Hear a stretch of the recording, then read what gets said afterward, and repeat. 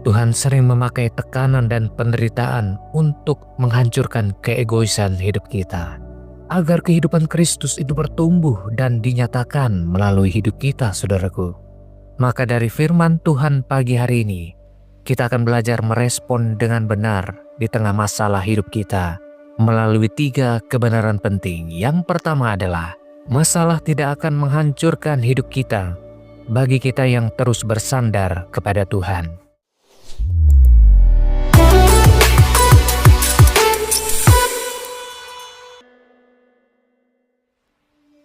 Shalom Bapak Ibu Saudara yang dikasihi Tuhan Yesus Kristus. Puji Tuhan, kita berjumpa kembali dalam renungan pagi dan doa pemulihan hari ini.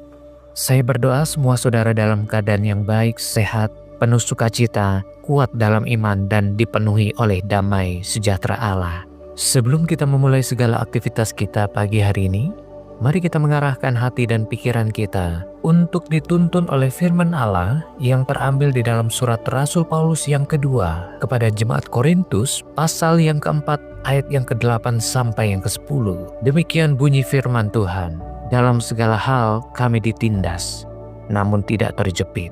Kami habis akal, namun tidak putus asa. Kami dianiaya, namun tidak ditinggalkan sendirian.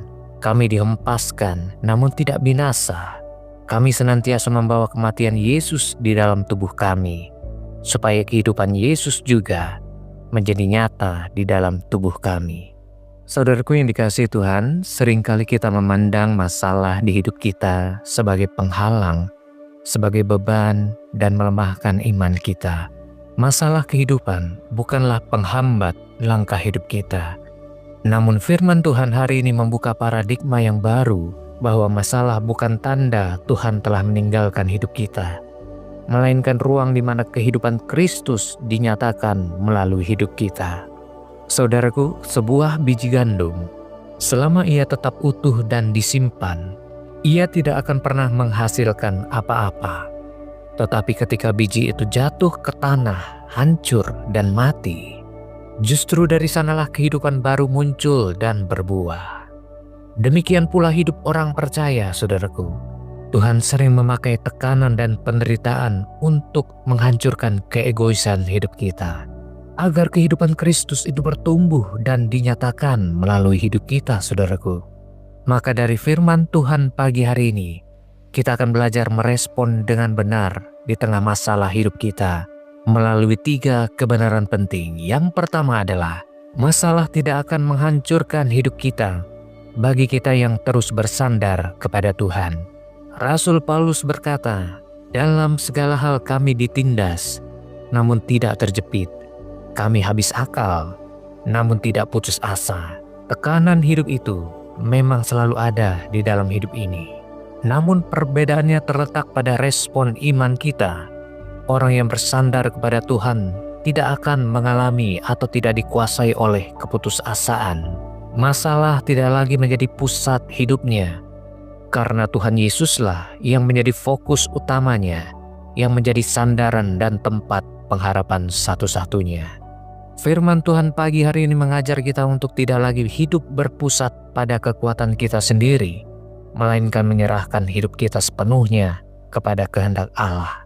Ketika kita berhenti mengandalkan diri sendiri, disitulah kuasa Tuhan mulai bekerja dan mengangkat hidup kita menjadi lebih tinggi, dan kita menemukan jalan keluar dari masalah hidup kita yang berasal dari Tuhan. Kebenaran yang kedua yang akan kita pelajari hari ini adalah, penyertaan Tuhan akan selalu ada bagi setiap orang percaya yang bersandar hidup kepadanya. Rasul Paulus berkata, "Kami dianiaya namun tidak ditinggalkan sendirian. Kami dihempaskan namun tidak binasa." Ini menunjukkan bahwa perlakuan manusia memang bisa melukai hati kita. Dan mungkin situasi hidup kita yang sekarang ini terasa berat adanya. Namun satu hal yang tidak akan pernah berubah, saudaraku. Penyertaan Tuhan tidak akan pernah terputus bagi kita yang terus bersandar dan percaya kepadanya. Tuhan tidak akan pernah meninggalkan kita berjalan sendirian di tengah luka dan air mata, saudaraku. Ketika kita menyadari kebenaran ini, mari kita rubah respon hati kita. Mari kita ubah cara pandang kita dalam menghadapi masalah hidup ini. Jangan lagi ada kepahitan, keluh kesah, dendam, kemarahan, melainkan kita belajar mengasihi dengan kasih Kristus yang tulus dalam setiap keadaan. Masalah hidup jangan lagi membuat kita semakin mengeraskan hati kita, tetapi justru melembutkan hati kita untuk semakin mengasihi sesama kita. Sebab hidup kita dipanggil untuk menjadi serupa dengan Kristus yang penuh dengan pengampunan, penuh dengan kasih dan kebenaran. Kebenaran yang ketiga yang akan kita renungkan pagi hari ini adalah penderitaan membentuk hidup orang percaya untuk semakin serupa dengan Kristus. Rasul Paulus berkata, "Kami senantiasa membawa kematian Yesus di dalam tubuh kami, supaya kehidupan Yesus juga menjadi nyata dalam tubuh kami." Saudaraku, inilah sejatinya hidup kita sebagai orang percaya. Panggilan hidup kita sebagai orang percaya adalah mati terhadap keinginan diri sendiri, agar kehidupan Kristus menjadi nyata melalui hidup kita. Ini artinya hidup kita tidak lagi dijalani untuk memuaskan diri sendiri, tetapi menjadi alat bagi kehendak Allah dinyatakan di dalam setiap kesabaran, pengampunan, ketaatan, dan ketekunan di tengah masalah yang kita hadapi. Maka dari sanalah kita sedang memancarkan kehidupan Kristus di tengah-tengah dunia ini, saudaraku. Hidup kita harus terus bertumbuh semakin serupa dengan Kristus. Hidup di dalam pertobatan, hidup menjadi berkat bagi banyak orang. Ini artinya masalah di hidup kita tidak lagi menarik kita ke bawah, tetapi justru membawa kita semakin terbang tinggi, bersandar penuh kepada Tuhan yang memelihara hidup kita dengan penyertaannya yang sempurna. Saudaraku yang dikasihi Tuhan, firman Tuhan pagi ini mengajak kita untuk memeriksa respon hati kita. Apakah kita masih memandang masalah sebagai musuh iman kita, ataukah kita melihatnya sebagai sarana Tuhan membentuk hidup kita? Mari kita mengambil keputusan iman untuk tidak lagi hidup bagi diri sendiri, tetapi menyerahkan hidup kita sepenuhnya untuk kehendak Allah dinyatakan. Kiranya melalui hidup kita, di tengah masalah kehidupan yang ada di dalam hidup ini, kehidupan Yesus Kristus semakin sungguh-sungguh nyata di dalam respon dan perilaku hidup kita. Mari kita datang kepada Tuhan, kita berdoa. Bapa di sorga, Bapa yang kami kasihi di dalam nama Tuhan Yesus Kristus, Bapa, kami mengucap syukur untuk firman-Mu yang hidup dan berkuasa atas hidup kami. Terima kasih karena firman-Mu telah meneguhkan, mengoreksi, dan memulihkan hati kami. Kami mengakui ya Tuhan bahwa seringkali kami memandang masalah sebagai beban yang melemahkan iman kami. Ampuni kami ya Tuhan, ketika kami masih berpusat pada diri kami sendiri dan bukan kehendak-Mu. Hari ini kami mau mengubahkan seluruh respon kami. Hari ini kami menyerahkan hidup kami sepenuhnya ke dalam tangan-Mu Tuhan. Bentuklah hati kami agar semakin serupa dengan Engkau. Mampukan kami mengasihi sesama dengan penuh kasih yang tulus, hidup dalam pertobatan, dan menjadi berkat bagi banyak orang.